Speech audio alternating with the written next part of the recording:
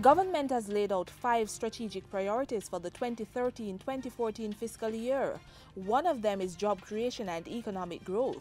It outlines development and growth of key productive sectors such as manufacturing as a critical factor in the plan to achieve economic prosperity. As part of achieving that objective, government has plans to develop a global logistics hub on the island. The project aims to position Jamaica as the 4th major node in the transshipment supply chain. What we're talking about is a large-scale transformation of Jamaica.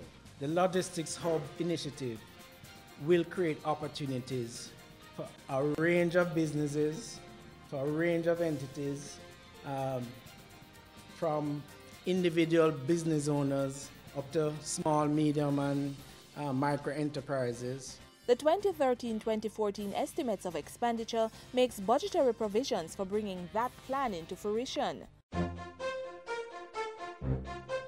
The Ministry of Industry, Investment and Commerce is taking lead on the implementation of the Global Logistics Hub.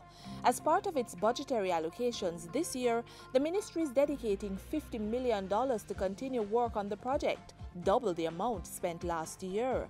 Government's expenditure is being supplemented by some $12 billion from international agencies such as the World Bank. The money will support the implementation of 6 critical components.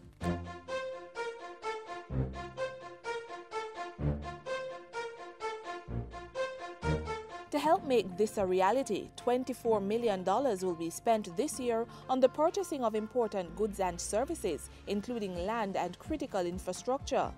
This is significantly more than the $8.7 million spent on this area during the 2012-2013 fiscal term.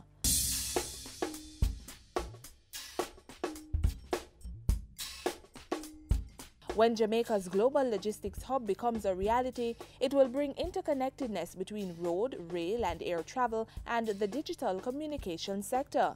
It's expected to generate thousands of jobs and make the country a stronger trading partner.